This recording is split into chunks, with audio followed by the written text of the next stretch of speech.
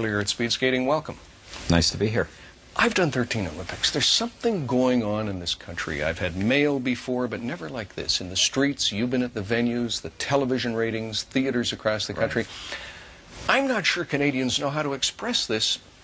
How do you express it? Well, you know, I said at the beginning, I thought already, right at the start of this, was the greatest outpouring of patriotism we'd probably seen since the centennial year, which you and I can remember. Right. And look, I've always believed that Canadians are actually deeply patriotic, not necessarily deeply expressive, but deeply patriotic, and I think this has brought it out. And of course now, you know, tying the Olympic gold record, I mean, this is just a moment for the country in terms of its achievement in the world that I don't think we've ever seen before. So people are just on cloud nine. There's a new confidence on the world stage. I had Dr. Rogue here. It was a week ago tonight. And I said, I've been to 13 games, you've been to about 15. Have you ever seen this? He said, only in Sydney, and those are summer games, are bigger. Today, he said, Vancouver has surpassed Sydney. I mean, I'm surprised. Are you surprised at this? No, I felt it coming. I spoke to the BC legislature just before the games, and I could feel this coming. As I said, I think it's a country where patriotism, contrary to what we think of ourselves, that patriotism actually runs very deep. And I think it's been looking for an expression. I think the country feels confident in all kinds of ways, and notwithstanding the recession we've been through. And I think with, as I say, with the medal performance, with the performance of the athletes, I think people just, we really just feel the country's come of age, and everybody's very excited. You made an interesting comment to me during the break. You said, this goes beyond medals. Even when it didn't look like they were going to reach their goal, the excitement, the enthusiasm, the pride was still there. And I think that is the significant point. Yeah, but I think people, there was a bit of naysaying for a bit, as you remember. Yeah. But I think, people were looking at what was happening. They could see Canada in everything. I mean, we were getting a lot of force and fists, and at one point not getting medals, but we were in everything. I mean, you and I can remember games where there was the Canadian winner or the Canadian star, and now, I mean, in every sport, if we're not winning, we're close. And I just think it's a legacy of Calgary. We built those great facilities when we had the Calgary Games, and I think successive governments and others have supported athletes and training and everything since then. And I think you're now seeing the generation, it's a generational thing. We're now seeing the fruits of the Calgary Olympics, the next generation, the children of that age now being the competitors today. And now we're in a new league. We're going to be world-class competitors from here on. Stephen Brunt made an interesting comment. The people are not just our age, our generation. They're younger people and new Canadians, all colors, different languages. That, I think, is the Well, that's the other thing about this. I mean, if you look at not just who's cheering, but who's winning, it's English-French, it's East-West, it's Aboriginal immigrant, everybody's a part of it. And it's... This is a, we often forget, between my two appearances here in Vancouver, I had the opportunity to go to Haiti, and we often forget how wonderful, what a wonderful country we really have, how lucky we are. And, we've got people from all kinds of backgrounds all over the world, live together in harmony. We have we're tremendously fortunate, and I think it's showing here people understand that. What about on the podium? Yeah. Now, this is a combination of the private sector, government, 117 million. The results, your thoughts? I think it's fantastic. I think after any kind of exercise like this, I would assume, those in charge they'll do a lessons learned, what worked, what didn't work. But, we've tied now the record for Olympic gold medals in the Winter Games. We are, I think, in second place in terms of top fives or top six. We're in everything. I just think it's a fantastic result, best ever. And I think what it means, as I said, I think in Calgary we laid the groundwork for the next generation to be competitors.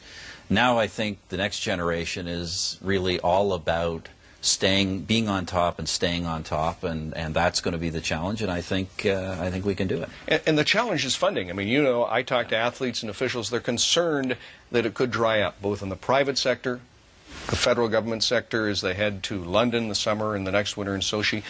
Just what is your position on continued funding? Well, we're going to continue to, obviously, continue to support our world-class athletes. I think nothing, breeds success like success. So I'd be very surprised, notwithstanding all the economic problems out there, I'd be very surprised if you see loss of sponsorship and that kind of thing. I think people will continue to support. And the governments will continue to support world-class athletics. I mean, I think if I can be frank, I think our struggle as a government in our country now goes beyond merely supporting world-class athletes. It's more of a continuum. How do we make sure in the next generation that the public as a whole is healthier, more fit, and participating at sports at all levels? And, you know, we've tried to do some things to encourage that. But I think that's actually, you know, in terms of public health and everything, that's part of the challenge the country has, not just winning at the top. You know, you make a great point. I so often hear people say, why is the funding for elite athletes? And Ken Reed made the point to me, he was inspired to ski when Nancy Green stood on top of the podium.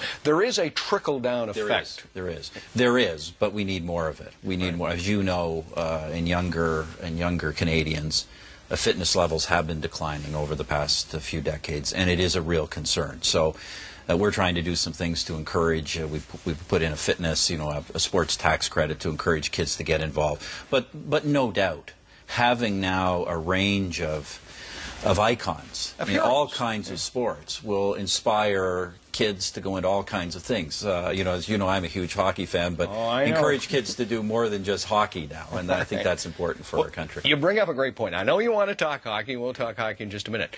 But you've been to some great competitions. I think last night, that short track, what was it like in that building? I have to tell you, you know, I love sports, and I love hockey in particular.